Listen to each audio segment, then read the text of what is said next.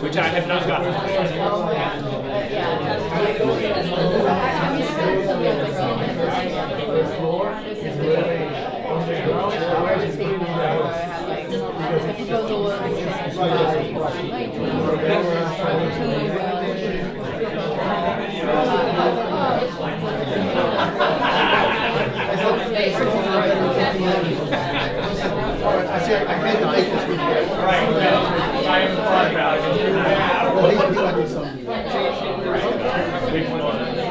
Good afternoon.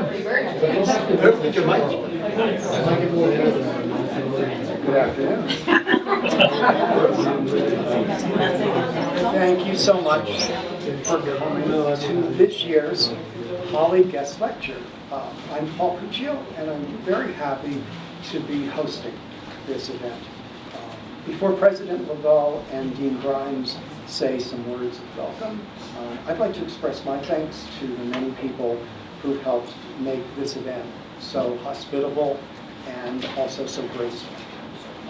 My colleagues in the Humanities Division always support Holley events and are always so patient with my great enthusiasm for what we do. The members of the Holley Advisory Board, and their names are in the program, share their wisdom and good sense with me throughout the year, and I'm grateful to them as well. Mary Ann Macaluso, our Humanities Division Secretary, whose attention to detail warms my heart, and who has taken care of so many aspects of this event so impeccably. Denise Smith in Academic Affairs helps to keep me from breaking rules. Carol Cantella in the physical plant, Rob Radix in IT, Dr. Greg Reed, who is the library director, have all been very supportive and very patient with my confirmation emails, constantly writing to make sure that we're on the calendar. And Barb Isaacson, our media center director, is the woman behind the camera. It takes a village to put on an event of this kind. Lastly, of course, we thank Mr. Cyrus Holley, whose generosity and vision created this program 20 years ago. It's also now my pleasure to introduce, sadly for the last time, President Lavelle. My thanks to you for your very steady support of this program, the guest lectures, and also all the forums that we host during the year. We're all going to miss your sharp observations, your history of law and politics, and the good humor and good wit that you've also brought to all of our conversations. Now, President Lavelle will have some words of welcome.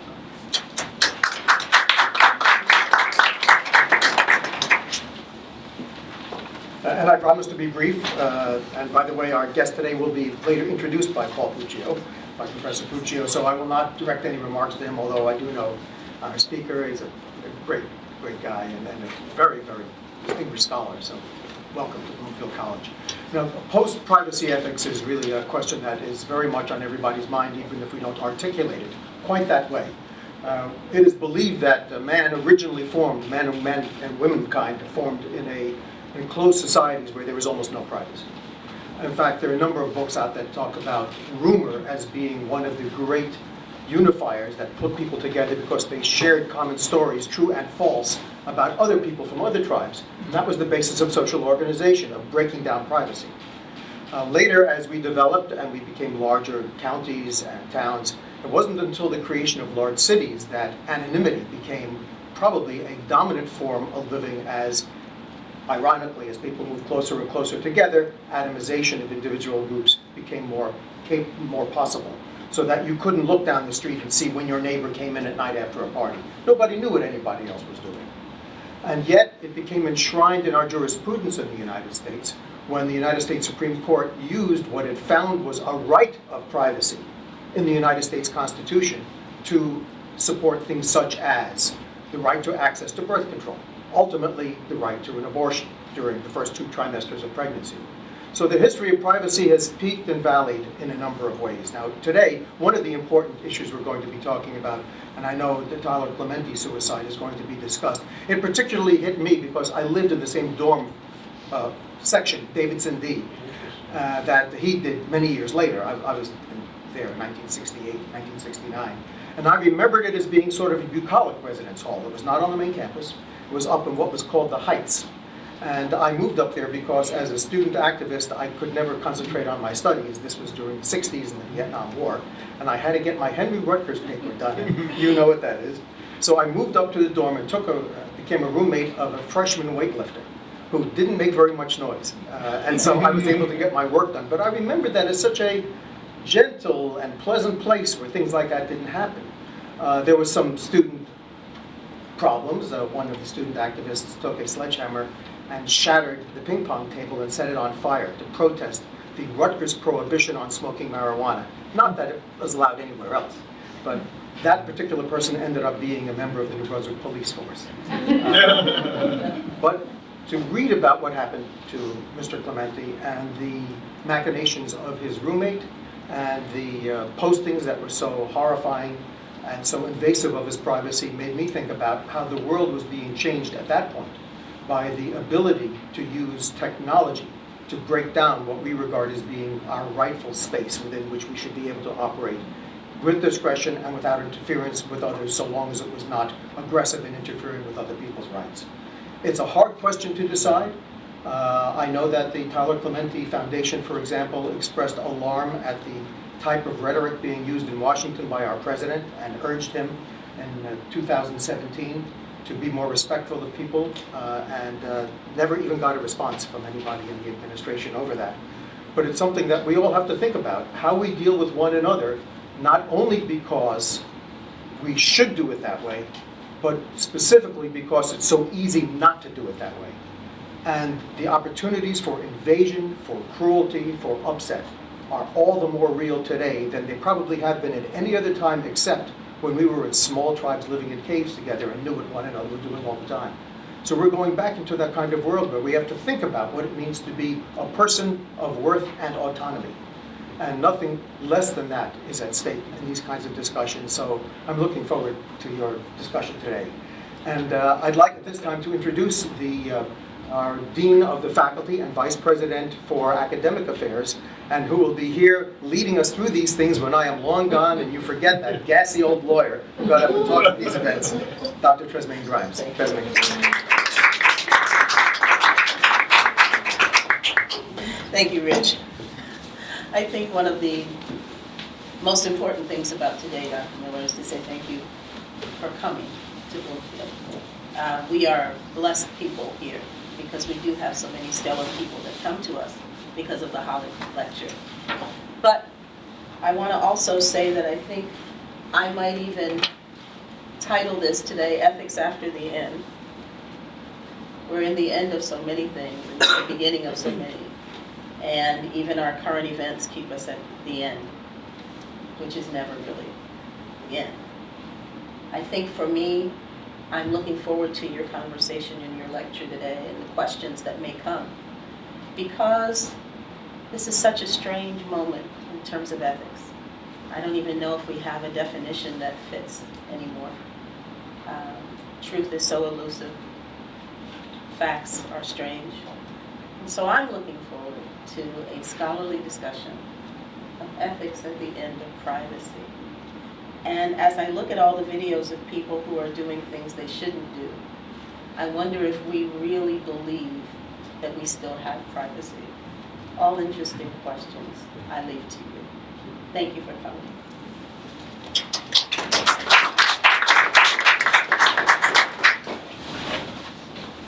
I'm back. And you'll have to forgive me for keeping close to a script because I don't want this to run longer than it's already going to. When I invited Dr. Richard Miller to give our guest lecture, I didn't quite appreciate what a task I set for myself when it came time for me to compose an introduction for him. The short biography in your program is a mere thumbnail of Dr. Miller's work. Were I to catalog his books articles, book chapters, keynote addresses, invited talks, conference presentations, workshops, grant proposals, and administrative experience, he would never have a chance to talk this afternoon. We would just slip from my introduction to the reception. But the challenge of introducing Richard Miller is more personal for me than that. We met near the turn of the last century when we were both on the executive committee of the Conference on College Composition and Communication, the conference we called the 4 Cs. I was recently out of graduate school at the time and feeling a little timid about serving on this committee. But Richard Miller made me feel that I had something valuable and interesting to contribute to the organization. And I was always very touched by that and very grateful for that. A particular memory from that era further explains why this introduction has been a challenge.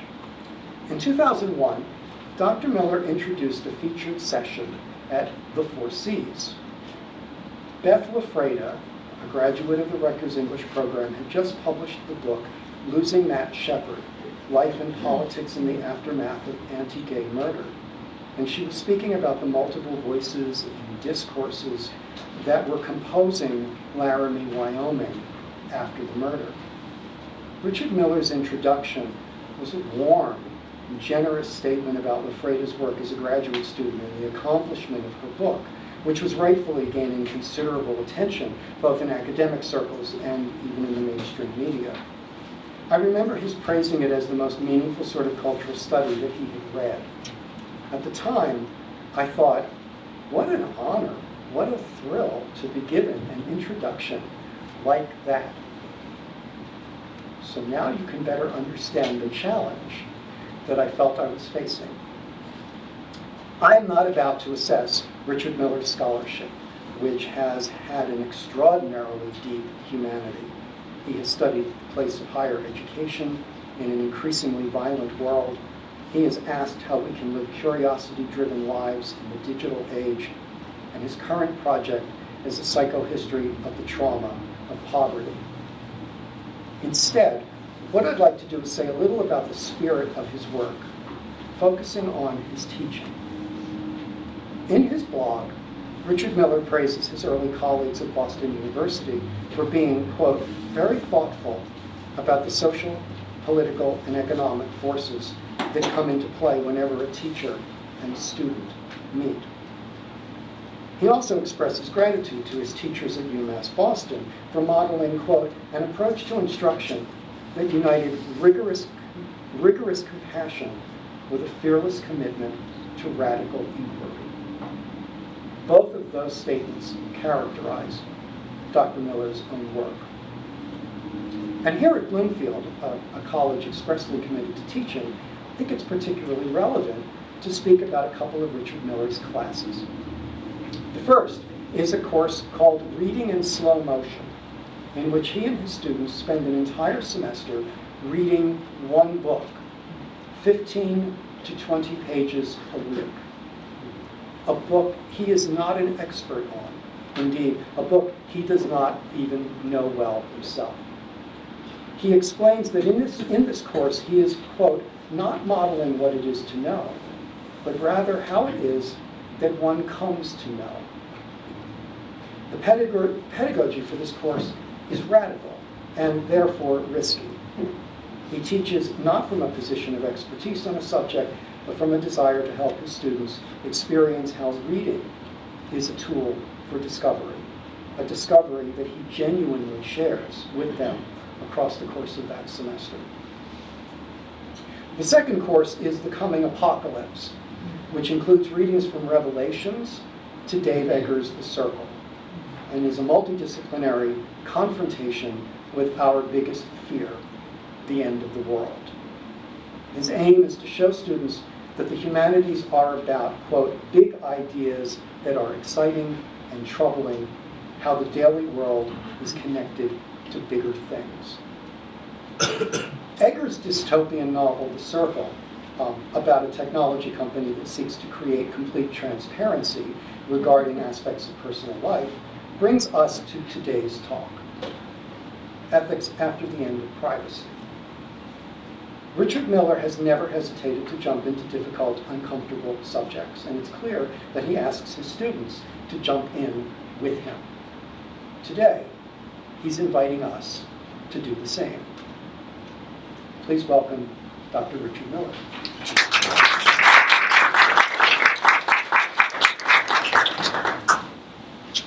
Good afternoon. Thank you for the lovely series of introductions. I'm sure Dr. Puccio was thinking exactly what I was thinking, which is that President Laveau and Dr. Grimes were listening to our lunch conversation. We thought we were talking in private, but in fact, we returned repeatedly to the question, what does it mean to be a person now in the 21st century? And with my focus on the apocalypse, I'm all about the end, and that the end is actually never the end. That as I begin every class I teach either with a sunrise or a sunset.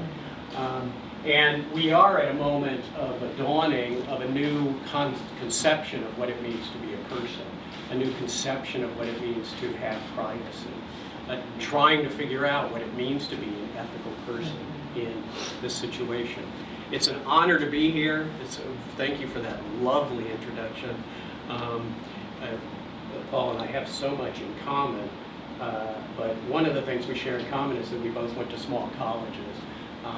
And what I so admire about the small liberal arts college is it understands, you guys are giant compared to where I went to school. We had 400 students. I feel like overwhelmed in such a big place here. But one of the big mistakes we made in the 19th century was we imagined that education was scalable, that there was some value in getting bigger and bigger. But all that happens when you get bigger and bigger is that students take on more debt, and they get less and less of the quality of education. So congratulations on your years of leadership. It's not easy keeping a liberal arts college afloat in times when everything is about the bottom line. But one model of what it means to be a person is to say in the 21st century we could reimagine investing in people rather than in profit when we're thinking about education. That's going to take a shift in thinking, but everything about the internet is requiring a shift in thinking. I'm going to begin with a case study. You mentioned that you lived in the same dorm as Tyler Clementi. I've taught at Rutgers for, this is my 27th year now. And in September 2010, first we learned in the news that Tyler Clementi was missing, and then we learned that he had been spied on by his roommate, Daru Ravi, and another woman on the dorm. My guess is the dorm was it co-ed when you were there? No, right? No. So there's a change. So co-ed, but on the same floor, that they both used technology to spy on Tyler while he was having sex with another man. You guys remember this story? Mm-hmm. Some of you were too young, I think. Right? You would have been 10 or 11. But I think the older, those of us who were above 25, say, probably remember this. This was a huge story, not only in New Jersey, but nationally. It got everybody from Nicki Minaj to Ellen to you name it had something to say about Tyler's suicide, and it became internationally known as well. And I'm interested in the speed with which this stuff travels, and I look forward to a legal expert's take on some of the problems that created. So, there's some facts that we can agree on out of the gate. These were known almost immediately, as soon as between the time that Tyler was declared missing and then his body was discovered in New York in the water. First of all, Darun and Molly spied on him with a webcam while he was having sex with another man on September 17th. We know that Darun set up the webcam so others could spy on him when he met with that man again 3 days later. And then 2 days after that, Tyler committed suicide. That's a pretty compact timeline for to go from being an undergraduate, your first semester at college, you're maybe 2 weeks into the dorm, to getting a train to New York and then a subway uptown to walk out onto the GW Bridge, and the last thing you do is this. You post to Facebook your suicide note. If we were going to talk about one emblematic aspect of privacy, we'd say the suicide note is a private message to your loved ones. It's not something that you send to the world. But this is something we have to think about when we're thinking about the significance of Tyler's suicide. And the reason I spent 7 years thinking and writing about this is I came to feel that what Tyler did when he jumped from the GW Bridge was he was jumping into a reality I knew nothing about. And I think it's our responsibility as teachers, as administrators, as adults in this culture to know that reality. It's very easy to judge it without having any actual understanding of it. If you watch the Congress try and listen to Mark Zuckerberg and talk about this tweeting thing and Android and stuff, you realize that the people in power have very little understanding of the basics of how this technology works. So they're in no position to help us understand how to create the new ethics, create a new legal system. And what the present calls for is creativity. You can emphasize that over and over and over again. That the 21st century education has to focus on training people how to think creatively. We can critique this. Nobody wants this. But how do you create an alternative? How do we know what we know? How do we know these facts? Well, this too is a sign of the new reality. We know it because Darun tweeted it. He tweeted first that he had spied on him, and this is the exact quote. I went into Molly's room, turned on my webcam, I saw him making out with a dude, yay. Why would you tweet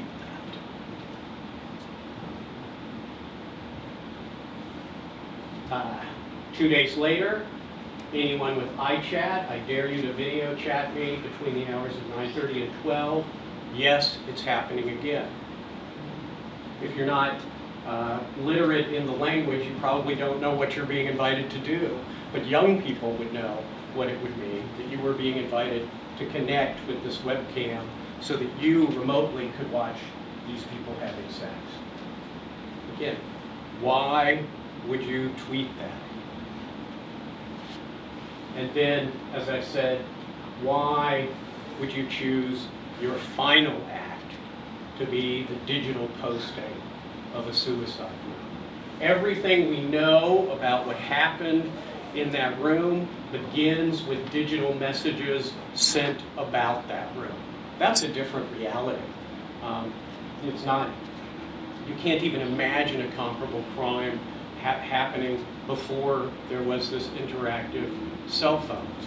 People wouldn't be leaving notes around all over campus. Hey, come stare through the keyhole, right?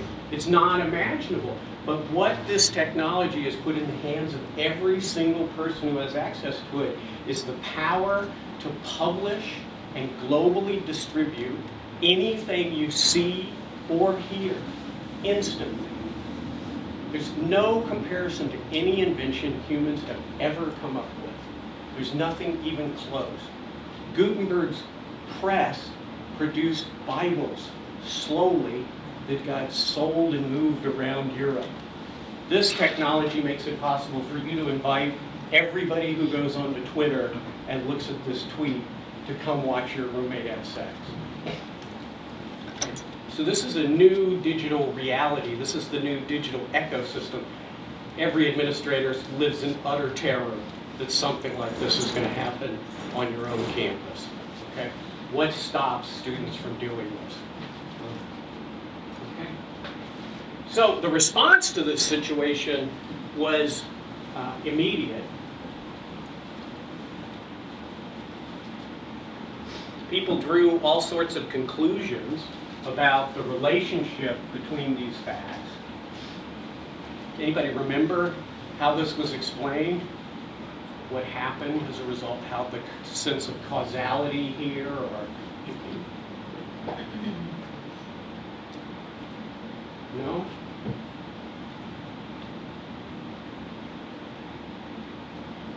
You can take those things as evidence. They're tweets.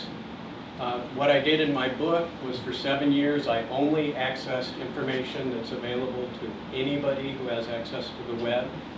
I wanted only information that was public, not behind paywalls, not stuff that you had to lie about, nothing on the dark web, stuff that any of us could access.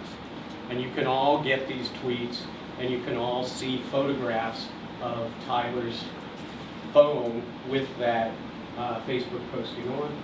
So that's evidence. But what do we actually know?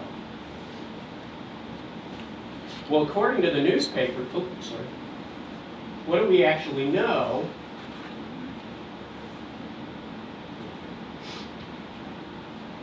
What the newspapers came out with was another this picture of Tyler, which is a selfie, its own iconic image of the 21st century youth. Video sex torment. Okay, so one of the versions that came out immediately was that Darun had videotaped the sex, and put it up on the web. Here, the other reading was that he had been outed as gay, and he jumped as a result of being outed. Those are ways of connecting the evidence, but how would we know if that was true? These are assumptions, and they are assumptions that produce a very simple narrative. And the narrative happens to align with a person of color being the offender and the innocent white person suffering as a result of that. It also says, if you look like this, you must be closeted and vulnerable, and that you would kill yourself if you had been outed. But how would you know that? These are just pictures. They're pictures that are chosen opportunistically because they're available on the web, right? This image of Tyler is, if you search it on Google, it's out there 100,000 times. Go ahead. So I don't remember, the suicide note, was that on his, did he do that on his phone on the bridge? Yes, he did. He downloaded the Facebook app while he was heading to the bridge. That in itself is interesting. Most people have the Facebook app on their phone, right? But Tyler downloaded the app while he traveled to the bridge so he could communicate it. Interesting fact, right? But this was the take, and this is part of why it spread like wildfire. Look at what this technology can do. People will spy on you, and they'll show your most vulnerable moments, and it'll be on the web, and you can't control it, and then you're going to be so ashamed you kill yourself. So how do we know this? We know this is from headlines. But we don't know it. This is a way of telling a story. And I think it's a way of telling a story that made sense before there was the internet. The story's much more complicated. You have to ask, why would a young man post a suicide note to Facebook? That's unusual. And what I always ask my students is, listen, the way the internet is, if there had been a sex tape, wouldn't you have seen it? Because if it's on the internet, people would have seen it. Nobody ever saw a sex tape. It didn't exist. But this was the fear that drove this narrative.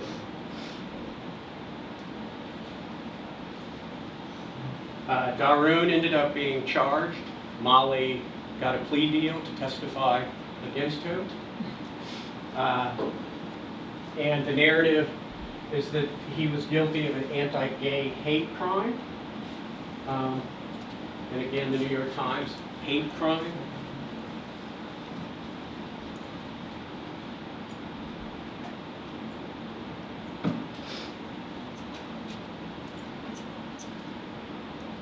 That wasn't the end of the story, though.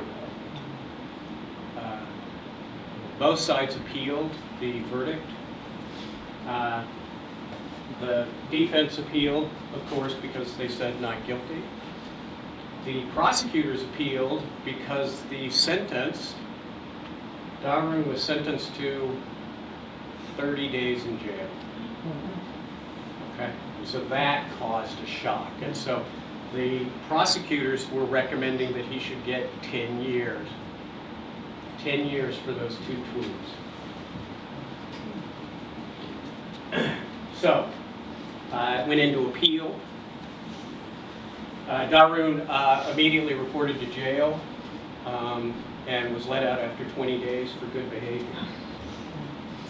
But again, we know this version of the story because of the headlines.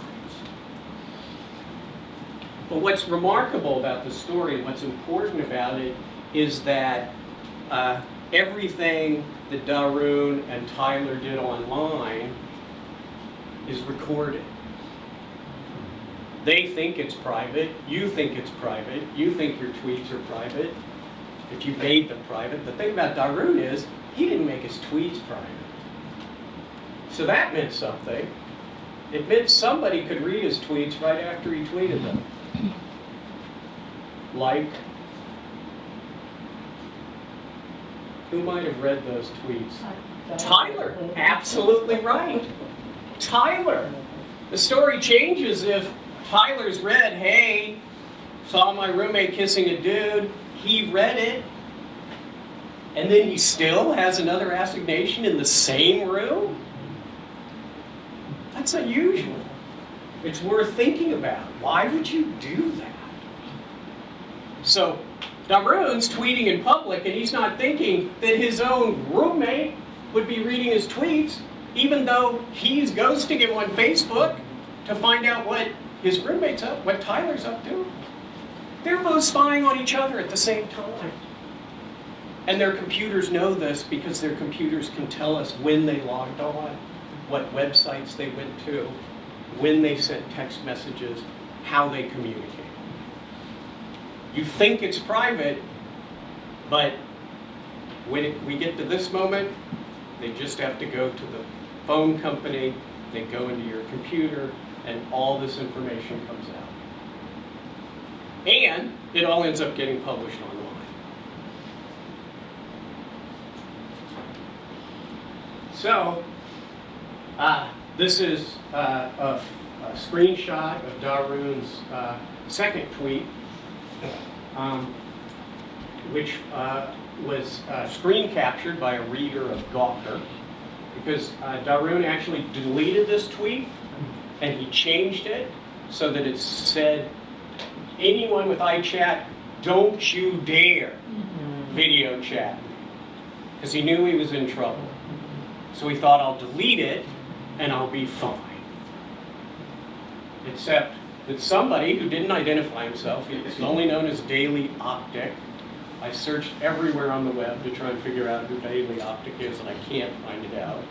Daily Optic went into Google Cache, found the hidden tweet within 12 hours of it being posted, and it was immediately clear that Darun had committed a crime.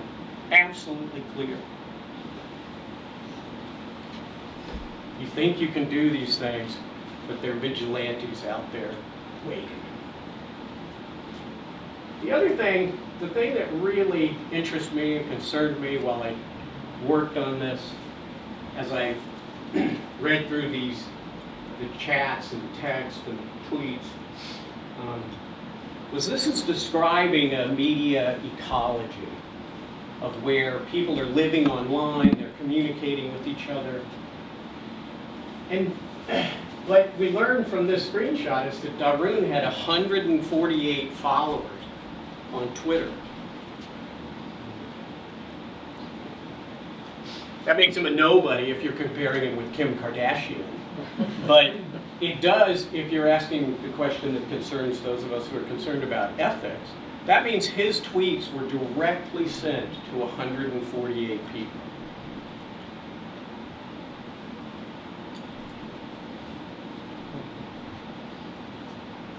This is the question I'm interested in. The simple narrative says, let's find the guilty party, sentence him, and we feel like we've handled the situation.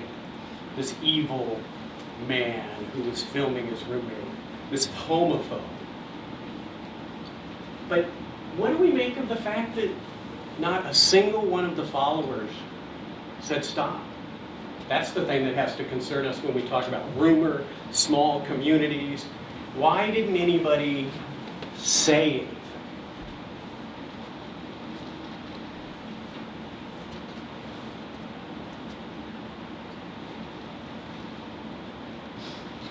In large part, my book is an attempt to understand that.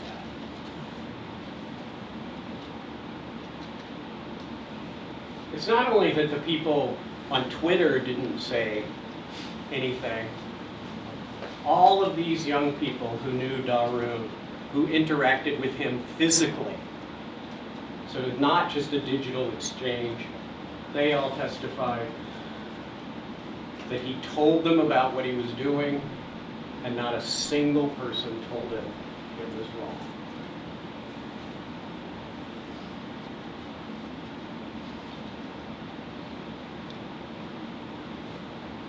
So why not? Yeah, go ahead. I just had a real quick question. Yeah.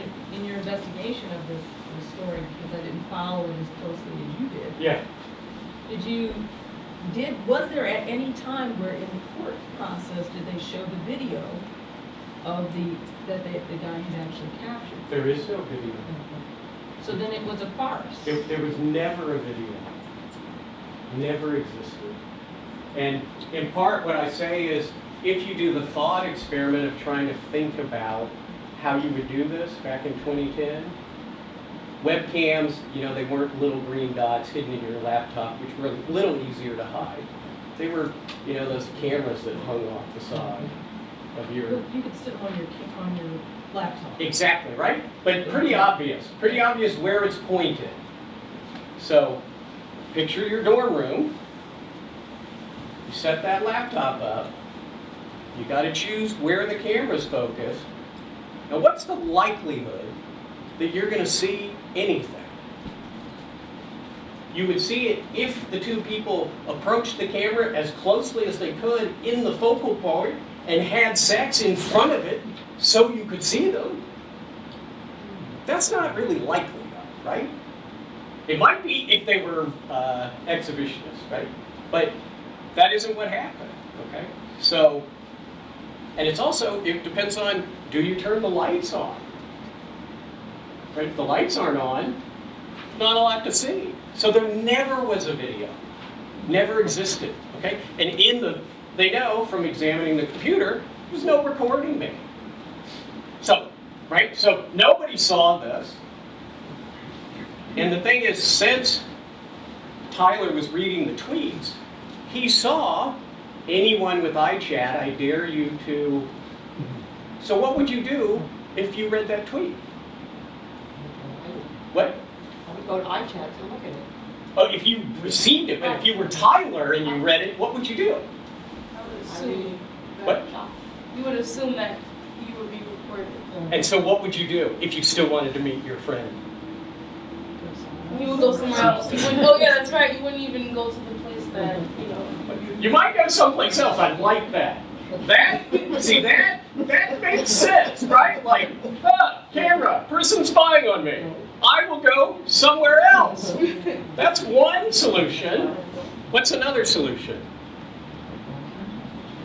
Yeah. Also, we don't know if Tyler confronted the woman. Perhaps they had agreed that was not going to happen again. And Tyler was a freshman.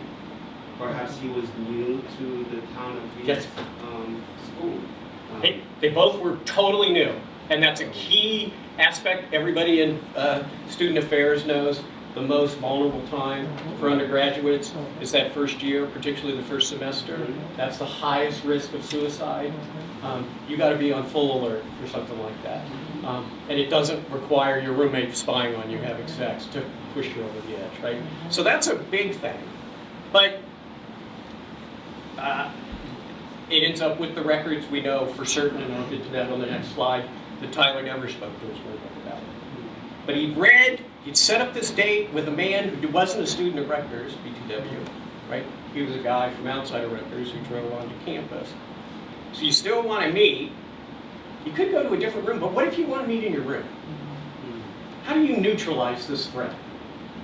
What amazing technological act do you do to neutralize it? Unplug You shut off the camera! It's that easy! Right? He went, and he was safe. Yeah. I think I missed the evidence that Tyler knew this was happening. It was obviously it's a public tweet. Yes. He could see it. Yes. I have a Twitter account. I'm never on it. I don't have a clue what was on it. Yes. So how do we know that Tyler saw it and was aware of what was happening? I'm very glad you asked that. But the amazing thing is, I can tell you for absolute certain that he knew, when he knew, and how he responded. Okay? Because, and I'll get to that in a couple of slides. You haven't missed it, but you're asking the most important question. In the narratives, we all assume Tyler didn't know. Okay? But the facts are he did know, and he did close the laptop. So he shut down the camera.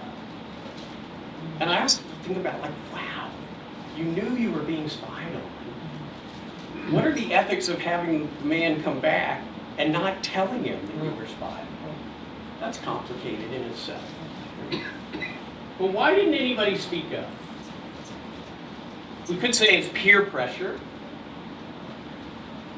The Clementi Center itself has embraced the idea that it's the bystander effect, and so the Clementi Center encourages you to become an upstander, a word that just, as an English teacher, I gotta say, is fingernails on the wall.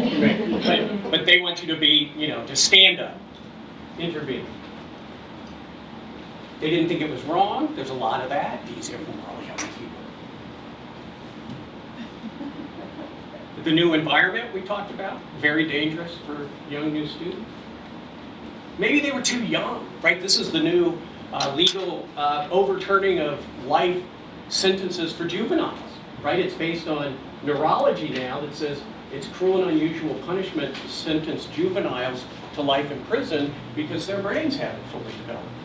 Well, if it's true for those who are in prison for life, it's true for someone thinking about, hey, my roommate's having sex. Right? I think all of these things come into play, but I think the most important thing is to recognize that this is what's changed. Look, people have peeked through windows, but you can't invite the entire college to peek through the window with you, right? There's always been that's just part of what going to college is. You start to learn, you have a private space, this is where people start to figure out how to have sex. None of that's unusual. But how do you hook up with somebody who lives off campus who's older than you and you've never met? Which is what Tyler did. That's the internet. The very assignation is internet-based. So we live in a screen-centric world, and this iconic posture, which you can see everywhere, you can see it in your classes, you can see it at the bus stops, you can see it in Congress, you can see it anywhere. Everybody, the most important, coolest thing in the world is not us, it's here, right? And this is isolating, self-protecting, it's alienating. This is our world, and I don't think criticizing it serves any function. Understanding it and creating the ethics, the rationales, and the rules that are going to organize this, that's the work that lies ahead. So, let's look at what how young people relate to their screens. This is from 2015. These are, you know, because it's a reported study saying that it's going to be shocking, right? On any given day, American teenagers average about 9 hours. 9 hours. A little bit more time than they spend on Coleridge, right? Right?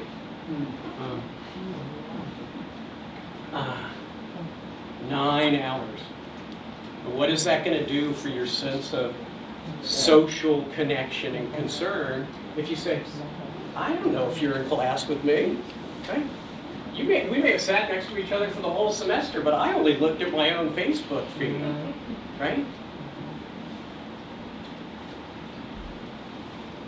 On any given day, when you get to teens, the percent who spend no time reading at all, 3/4 of the teens. Tumblr, Instagram, images, images, images.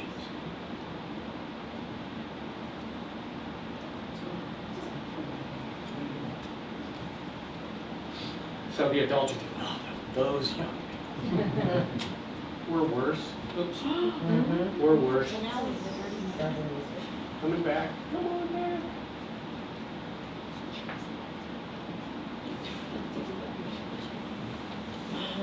I took There we an go. hour and 39, right? But, I yeah. didn't see that for Yeah. 10 10 hours and 30, we're worse. That's unbelievable. The most likely people to spread fake news, false information on Facebook, 65 or older. Okay? Present companies. So the idea, it's comforting, right? Part of the Tyler Clementi story is just, oh, these young people, it's so dangerous out there, da-da-da. We're worse. Talk to kids about what it's like to try and get their parents to pay attention to them at the dinner table. See it in a nod, right? Yeah, right? I mean, so we can say it's the students, we can say it's young people, but that's a fabrication. Screen-centric culture is cross-generational. And I think older people struggle more with how to moderate. Yeah. Do the studies specify how much time is spent reading on the screen? Because, for example, newspaper sales, print newspapers Yes. have gone down because people get the news on the screen and Yeah. they read it online. And I think this broken down would tell you that adults spend more, it's not 71% of the time adults spend online not reading. Okay, adults do read, but they are also incredibly addicted to gaming. I encourage you to watch this documentary called Hot, Tall, Blonde, one word, Hot, Tall, Blonde,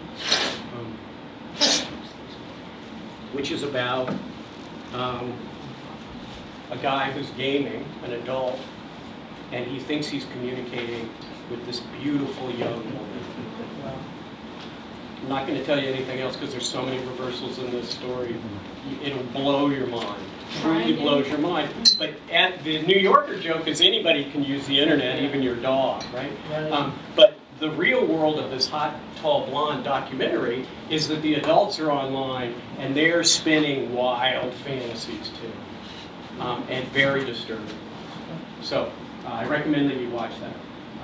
It will help dislodge you from the sense that you can speak from a position of purity. Okay? Because we're not going to get anywhere if that's the conversation. This is the part of the previous study that's most important to me about all of this.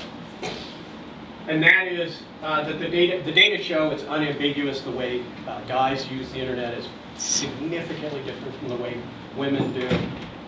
And it also shows that the difference between, in terms of race and the use of the internet, very different uses. Those are important, but none of those change this fact. All the time is spent consuming. Watching, clicking, liking, sharing. No creation. And yet, this technology, it offers all of us the potential to have our own printing press, our own music studios, our own movie studios, our own advertising agencies, our own think tanks.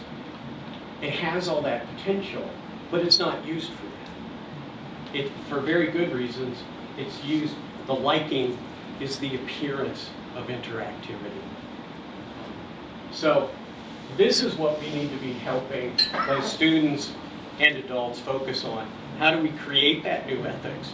We can't go back to Aristotle and the Nicomachean Ethics. We can't. It's a great read, but the answer doesn't lie there. And it doesn't lie in an originalist reading of the Declaration. We have to think about how we're going to constitute ourselves as a nation in the 21st century. So, I'm going to close with the questions that arise in the screen-centric world. These are different questions than the questions those of us who grew up in the world of books ever had to think about. Maybe it was like to check out the dirty book or not, or steal it from underneath Dad's bed or not. Right? But there was none of this. To film or not to film, to watch or not to watch, to publish or not to publish, to share or not to share, and then to intervene or not. How do we provide an education that allows people to imagine themselves in the creative act of intervening? Because that's a creative act. There's no script for that.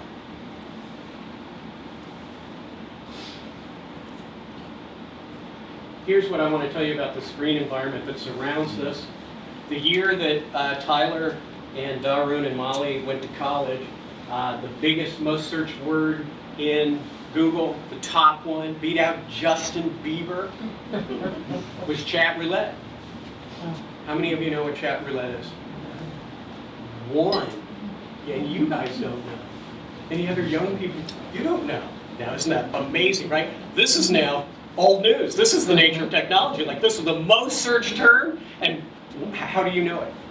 Don't answer that question. Yeah, okay. I'm sorry. Very good, yes. Sorry, I didn't mean to intrude into your privacy. Moving right along. What is chat roulette? It sets up randomized chats. You click on and you agree and you say, I assert that I will not be offended what I see, and spins the wheel, and it connects you with somebody somewhere, randomly. Okay?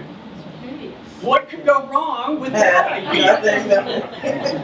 Okay, so this is, there are a number of memes about this. The memes are really hilarious. I recommend Googling the memes. But it says, guys looking for girls, 50% of what happens on chat roulette. The other 50% are guys who show you their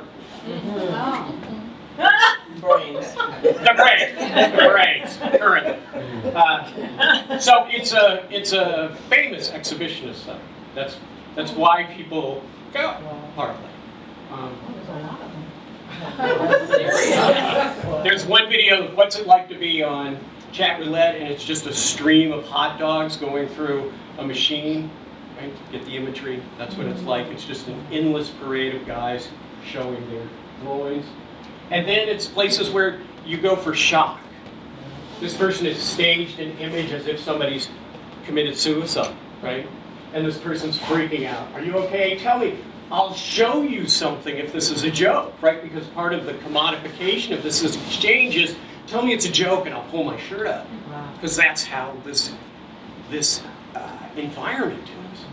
But it's interactive, and the currency is human flesh. So this is a GIF of showing you what the experience is like. Awesome, right? But that's sort of the idea, right? Like, how do you produce that?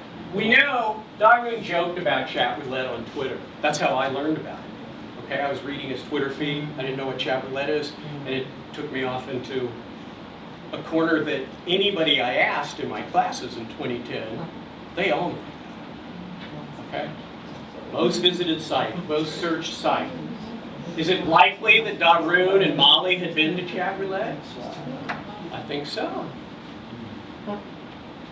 What else do we know about the media environment? And now I'm going to get to your how do we know what we know about Tyler.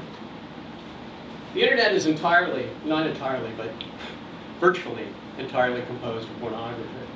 There's news smashed in and around it, right? But what's really out there is just an endless Alexandria library multiplied with mirrors of humans having sex. It seems that there can never be enough videos of humans having sex. It's original every time.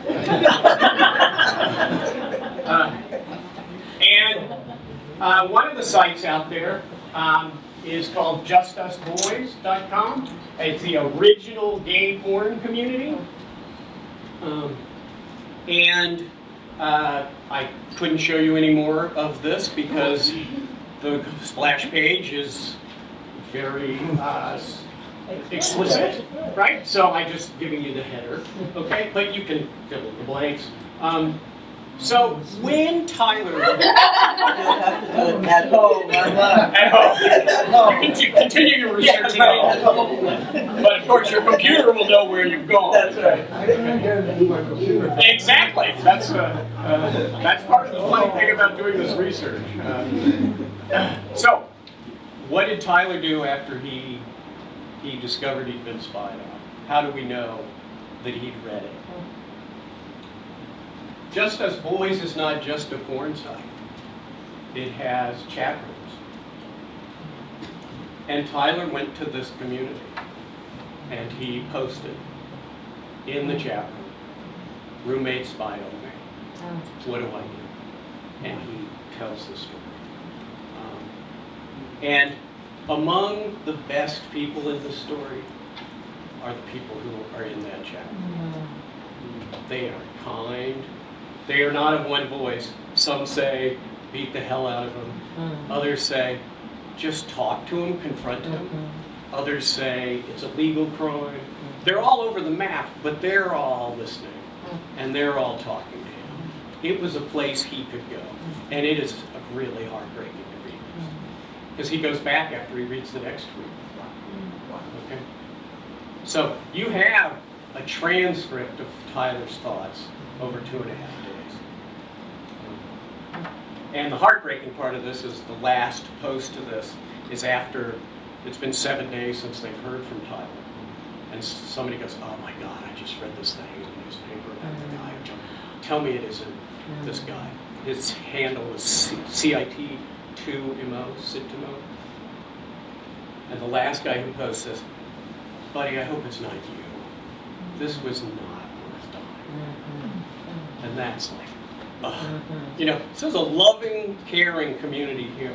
And if you're just looking at the porn and you're having a sense of revulsion at the porn, you're not understanding that virtual communities have helped non-heterosexual people feel loved and cared for in a culture that it does not have outlets.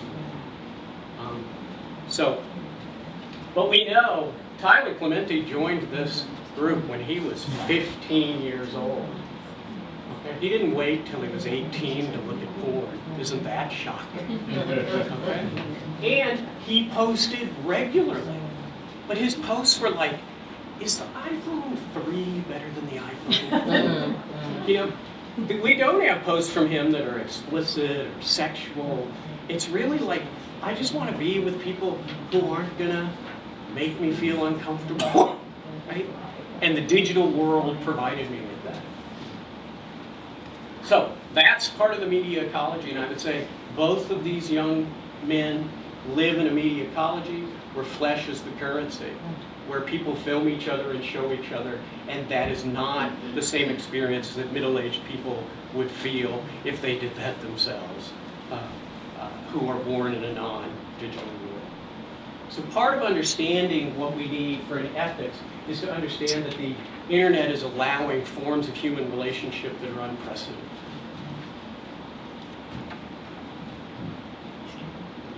Why didn't anybody speak up? It may be because seeing somebody else have sex or spying on somebody else having sex was not newsworthy. Chat Roulette is all about looking at people going to these chat sites, is watching stolen videos, what do they call it, the revenge porn, all this stuff is up there. Who's helping young people think about these things?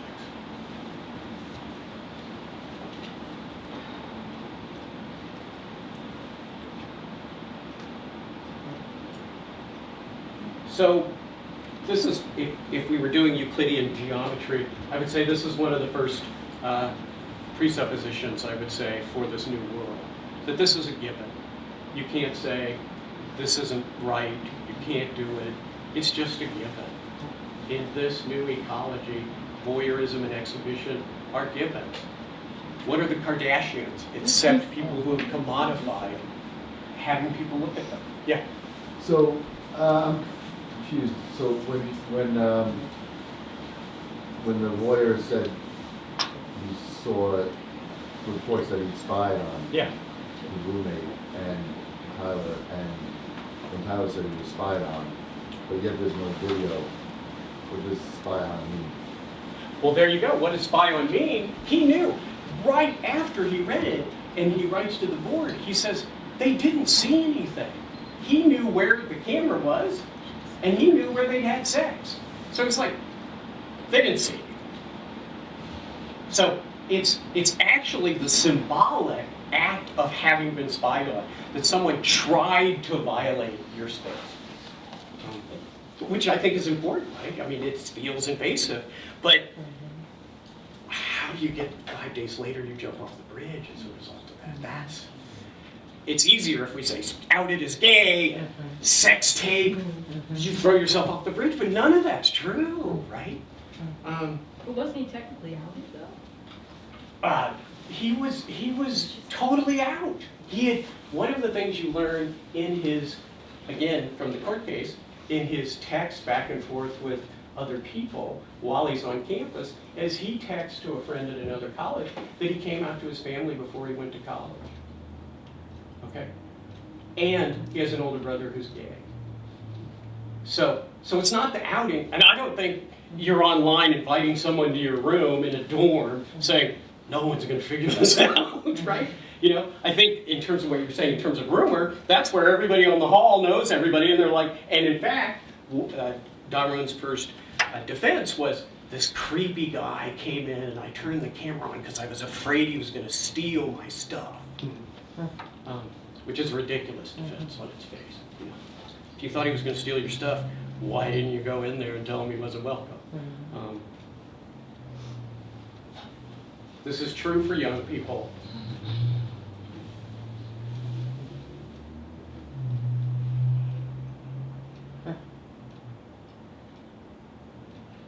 It's true for adults.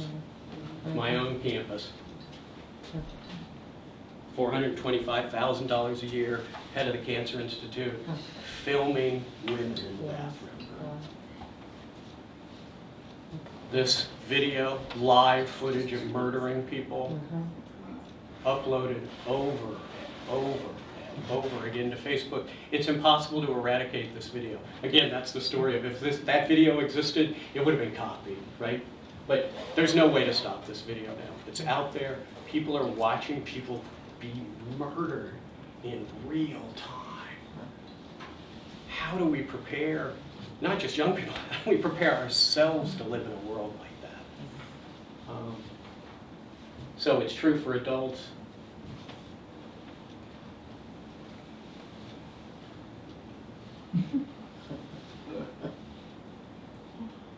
Trump here is doing, I do this in my book, I set the tweets next to each other. This is essentially identical to what Darun did. Anyone, I dare you to iChat me. Go out and look at the sex tape. He's telling people after the debate with Hillary Clinton, go find this sex tape. And so you know what happened online? The sex tapes appeared. Okay? People who run these sex sites went in, typed in Alicia Mikado as being in the tape, so that people would go to the site and look at the porn, right? What are you going to say? That isn't Alicia Mikado, I want my money back. You didn't pay for it, right? But this evidence proliferated to prove this point.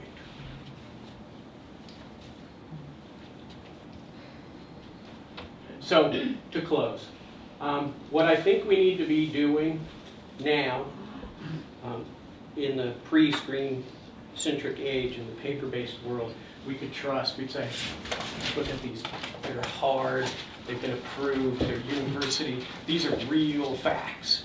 and I can tell you where I found them, and you can go and find the same thing. But we don't live in that world anymore. I assume that all of the research my students do is online. So these are cool. I really like this one that's called Behind the Image. I think it's very meta. But we now have to ask, what do you know about everything? Okay? Huffington Post, Breitbart, BuzzFeed, Gawker, these are all news sources, and their only interest is in getting you to click. If it's true or not, that is not a value in the culture. So what do you know, and how do you know it?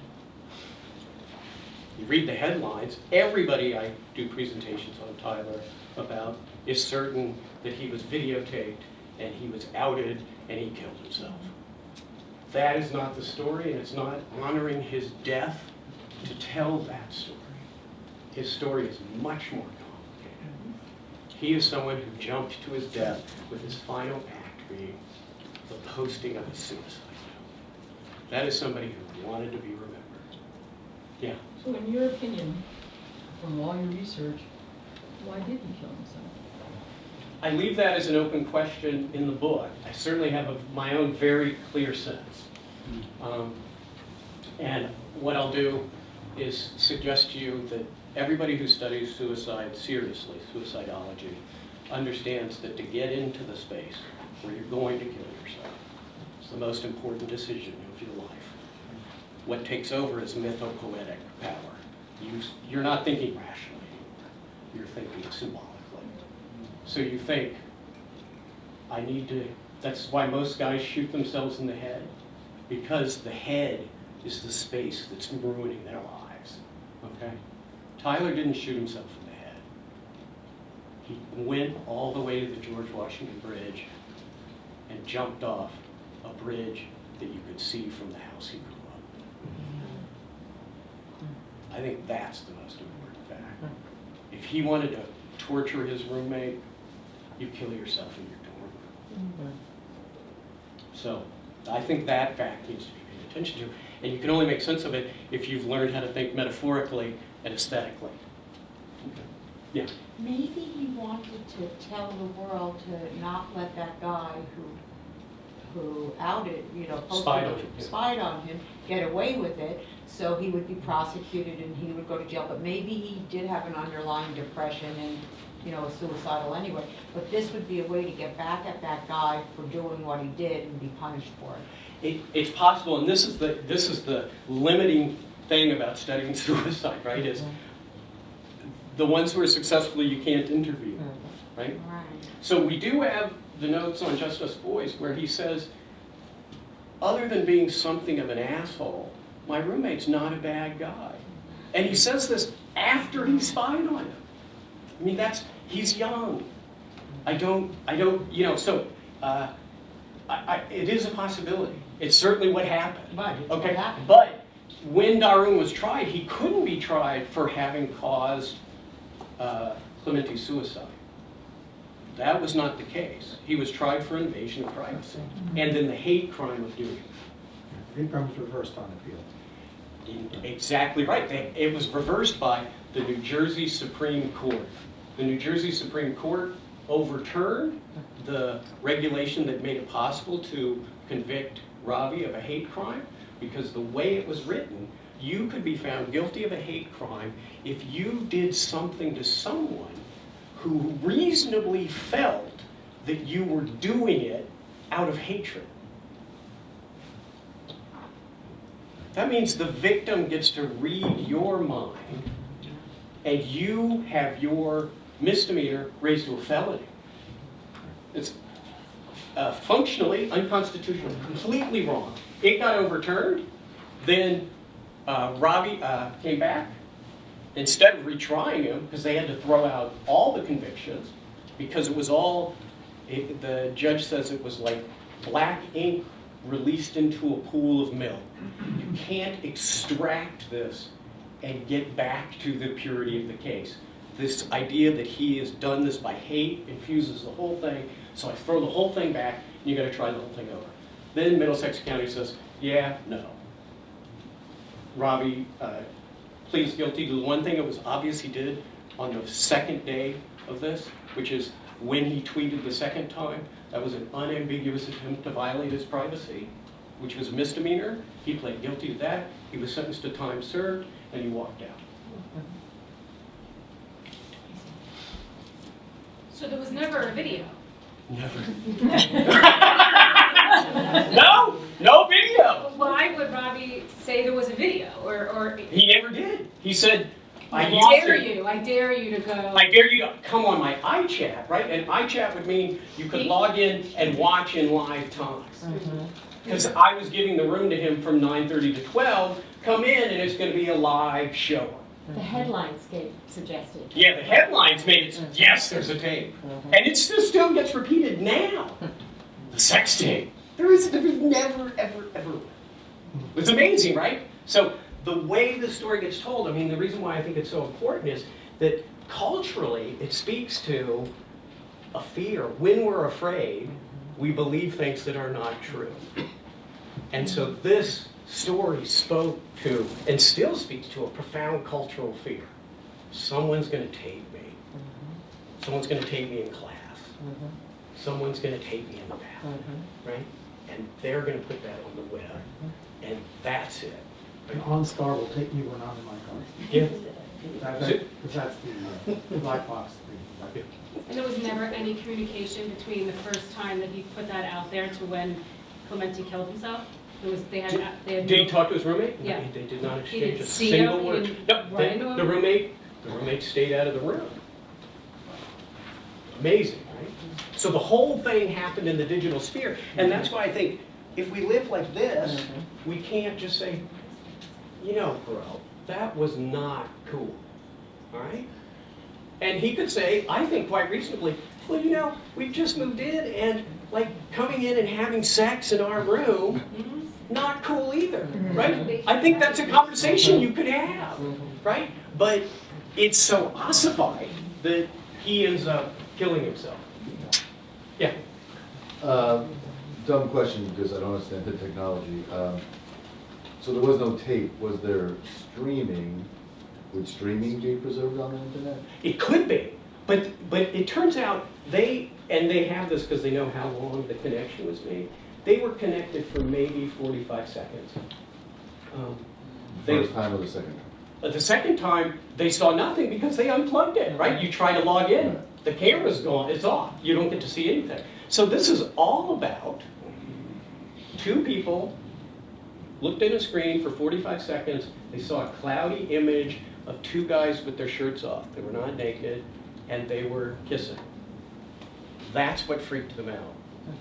These kids who grow up in a world full of pornography, that they're suddenly shocked that they're actual males who are attracted to each other. Wow, how did we get there? You know, I mean, again, I think in terms of what we understand about childhood development, we have to radically change sex education. This is not shocking news for 18-year-olds to come to this. But they're not unique. In all the Twitter sphere around this and all the texting around this, they're all like, oh my God, I can't believe that's happening. You need to be educating young people for the fact that the world is not uniform. Yeah.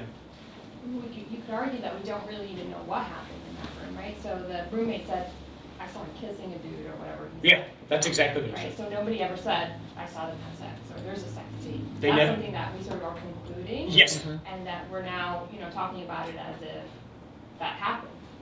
Uh. Probably did, but we don't know. Well, from Just Us Boys, he certainly says they did. Oh, he does. Yes, and he uses an emoji that I couldn't, again, it's not safe for work. But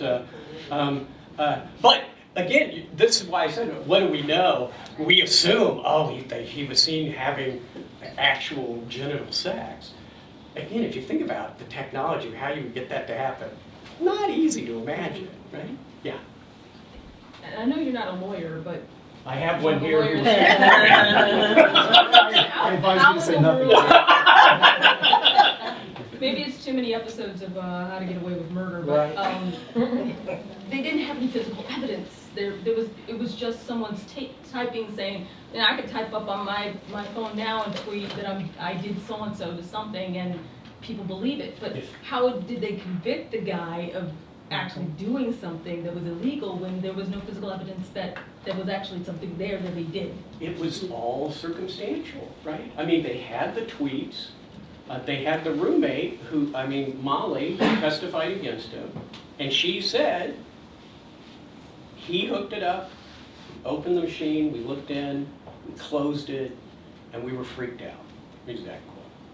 Now, interestingly, what gets glossed over in all the coverage of this, there was another unambiguous crime that was committed. And that is, Robbie left the room. Molly was in her room by herself. 4 other undergraduate women came in. She told her about what they'd seen, and they insisted that they open it up and look again, which they did do. And that's a crime, right? They knew what they were going to see. That was invasion of privacy. But Molly was Asian American, woman, and they were going after the Indian that they could deport. And the language about race and deportation in this case would be absolutely normal today, the way these things are being discussed. Robbie is now 30 years old. Yeah. Do we know what has become of him? The last quote from Robbie that I can find anywhere on the internet is after the case ends, and they ask his lawyer, and they said, what does he want to do? He just wants to disappear. Which, I say, you can't do that in the internet age. Darun Ravi will forever exist in the internet as this, as the worst decision he made as an 18-year-old in about 5 minutes. That is a brutal, brutal economy, a media economy to live in. The punishment seems so far outsized from the event. Did you have a question? Okay, go ahead. Yep. It seems to me that the root of this issue is actually one of power and how we teach children to negotiate conflict. Yes. I recognize for the sake of this presentation, you have to start somewhere. But there's a history between these two that we don't know. How do you get to the point where you feel comfortable telling your roommate to leave from 9:30 to 12 on any night of the week? There's the question of inviting a stranger into your home. For all intents and purposes, your dorm room is where you're living on campus. Yep. So it's clear that I appreciate very much everything you're saying about how this stuff plays out now in this kind of digital world. But it seems to me, at least from maybe a parenting perspective or a teaching perspective, that it's really how do you negotiate conflict with other people? How do you negotiate issues of power? I'm absolutely certain that the racial part of this was in play. I don't have much more to say. I think that this opens up a lot of questions that are kind of ethical questions we are always dealing with. The exhibition of them is what's changed. Well, I agree with you completely. You have to analyze the power dynamics, but it turns out they're just not as, you can't read them off the surface. Right. And that because we now live in a digital world, we have access to all this information that really shows us how complicated that negotiation was. We can find texts from Tyler speaking in very derogatory ways about Indians. We can find Darun speaking in very derogatory ways about, he thought he had found out who his roommate was. Unbelievably, at Rutgers, there were 2 people who were admitted named Tyler C. That's how they let you know who your roommate is. He thought it was this other Tyler who is, by his own description, flamboyantly gay. And so we have all of Darun's texts about that vision of who his roommate was. And then when he gets Tyler Clementi, he goes, oh, he's just normal gay. Okay, so it's very complicated, and it is about parenting for sure. It is about conflict, to be sure. But we're seeing every day now, right, that the way people resolve conflict is not actually by talking to each other. They triangulate out to the internet. I mean, our president does that every day, all day long. And that's modeling for a nation of people that this is the way you handle conflict. You humiliate, you belittle, you overwhelm with power. And this is the world we live in. Clearly you can rule that way, but as Paul and I were discussing, we can try to work to create a world that's more focused on good leaders and being committed to goodness rather than great leaders committed to domination and violence. Yep, last question. I don't know, actually, really follow exactly what you say, but I cannot remember all the details. But I have a question. What is the relationship between privacy and ethics? Suppose we agree on ethics, because that's a different question. Suppose we agree on ethics. Then what is the impact on ethics the privacy has? Is it, I put it down here, is the end of privacy good for ethics? Mm-hmm. Is it good Because for ethics? if I do something and I feel what I do is ethical, quote unquote, because you have to agree what is ethical or not.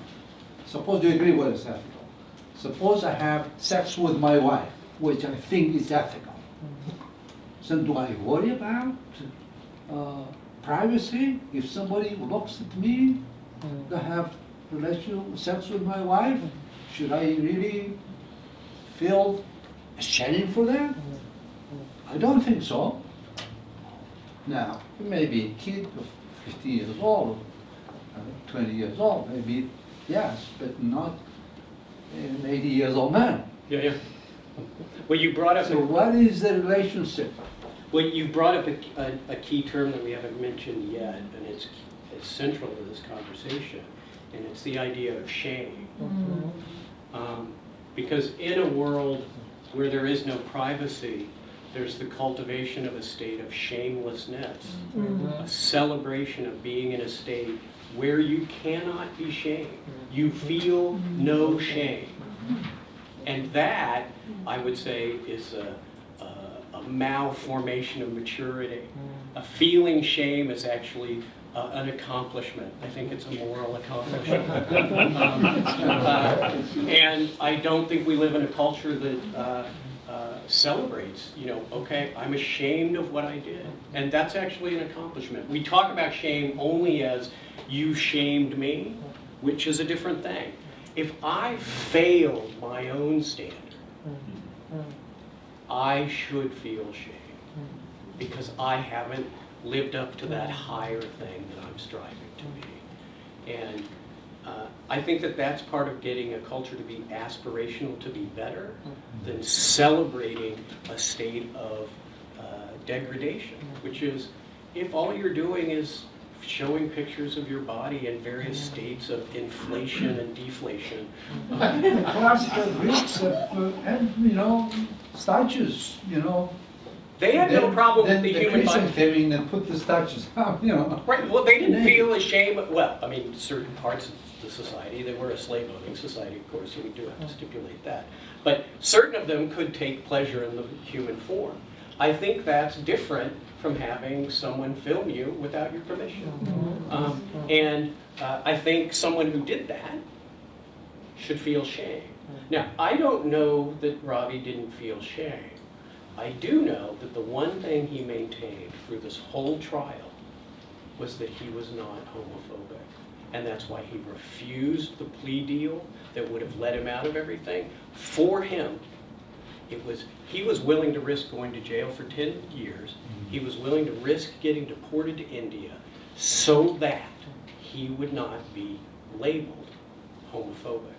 And that's not a trivial thing, I think, right? So he may have felt no shame for filming it, right? Because that's what we do. We got these kids, we're always upskirting and catching people, right? That's just the culture. But so he may have felt no shame for that, but he did not want to be accused of being intolerant. And I would actually say I believe him on that front. He was immature, he did an incredibly stupid thing, and the most compassionate person in this whole situation is actually the man he was with. They managed to maintain his hidden identity, but in his victim statement, he says, you haven't apologized. You haven't recognized the hurt and pain you've done. But you're a young man. You have your whole life ahead of you, and you're going to have to live with what you did. He said, I don't want you to be deported for what you did, and if they try to deport you, I will write on your behalf to keep you. He modeled compassion and forgiveness. Find me more examples of that in our culture. That's what we actually need to be modeling. Not, I'm okay with being filmed having sex with my wife, but film me apologizing, film me accepting responsibility, film me being compassionate. We might start to have a different media economy if those were the things we were in. Then flesh wouldn't be the currency. On that note, I'm conscious that there is Thank you. And please, two things.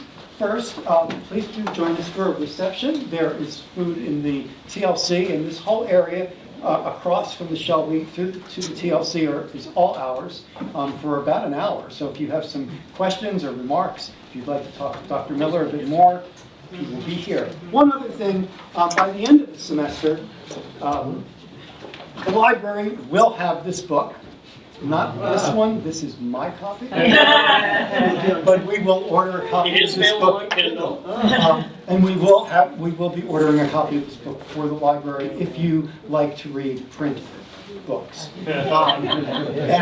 So this will be here by the end of the semester. Thanks so much. Thank you.